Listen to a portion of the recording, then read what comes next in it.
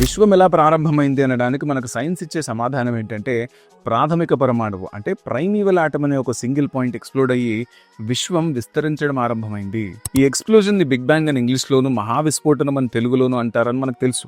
అయితే చాలా మందికి తెలియని విషయం ఏంటంటే ఈ బిగ్ బ్యాంగ్ థియరీకి సూత్రధారి అయినటువంటి జార్జ్ లిమేటర్ గారు ఒక ప్రాక్టీసింగ్ క్యాథలిక్ ప్రీస్ట్, అంటే తన జీవితకాలం బైబిల్ ని అధ్యయనం చేసి నమ్మి బోధించినటువంటి ఒక వ్యక్తి. ఈ సృష్టికి దేవుడే మూలమని, ఆయనే ఈ విశ్వాన్ని సృష్టించాడని జార్జ్ లిమేటర్ గారు చాలా ప్రగాఢంగా విశ్వసించారు.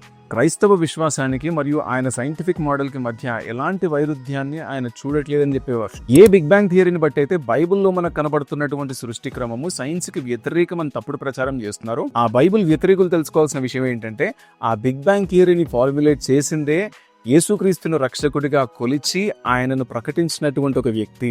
అయితే ఇప్పుడు జార్జ్ లిమేటర్ గారు ఒక క్యాథలిక్ కదా అనే క్వశ్చన్ ఇతరులేమో గానీ క్రైస్తవులు మాత్రం ఖచ్చితంగా రేజ్ చేస్తారు. పాయింట్ ఏంటంటే కెథాలిసిజం ఒక యూనివర్సల్ డెఫినేషన్ గా మనం చూసినప్పుడు కెథాలిసిజం ని మనం ఎంబ్రేస్ చేయడానికి లేదు, కానీ క్రీస్తు మాత్రమే సర్వాధికారి అయిన దేవుడు, రక్షకుడు, ఆయన కృప ద్వారా మాత్రమే మనకు రక్షణ అనే కామన్ గ్రౌండ్ లో మాత్రం ఏకం కావచ్చు. జార్జ్ లిమేటర్ గారి విషయంలోనూ, మదర్ టెరెసా గారి విషయంలోనూ ఇదే అప్లై అవుతుంది. మరి బైబిల్ ప్రకారం భూమి వయసు ఎంత? మన పేజ్ ఫాలో చేసి పెట్టుకోండి, త్వరలో వీడియో రాబోతుంది.